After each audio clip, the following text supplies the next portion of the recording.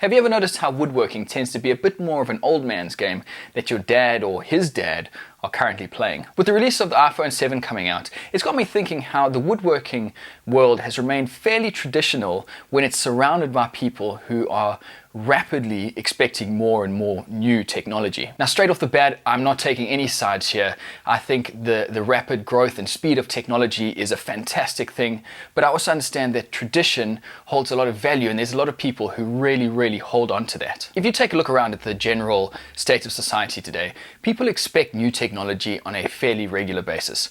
Some people would even go as far as to say that that's their release, that's their enjoyment, is buying new technology.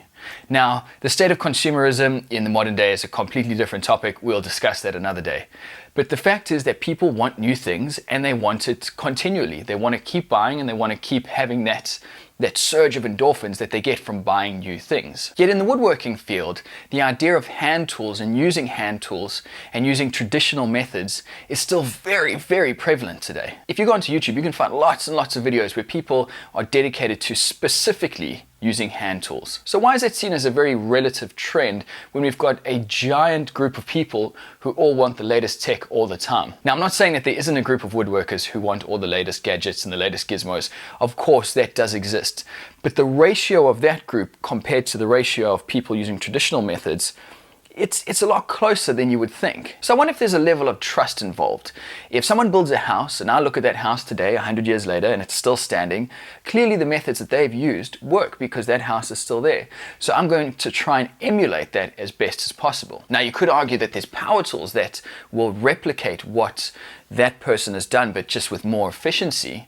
But at the end of the day, I guess there's people out there who just say, no, I don't want to use a power tool. If that person did that with hand tools and created that, then I'm going to do it just like he did. For me personally, I think I sit more towards the power tool side, purely because I feel like I can get better accuracy out of power tools. But there's a couple of YouTubers that I've watched that are phenomenal with their hands, and it's obviously taken them a very long time to master, but now that they have, wow.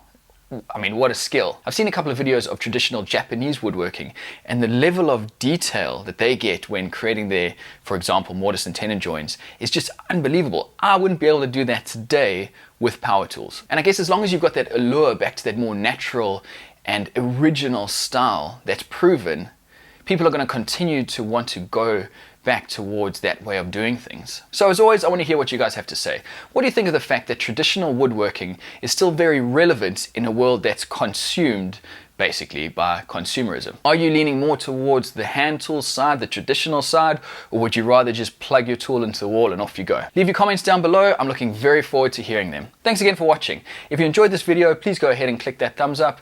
And if you enjoy this type of content, I'd like to encourage you to subscribe. Thanks again, and I'll talk to you guys soon.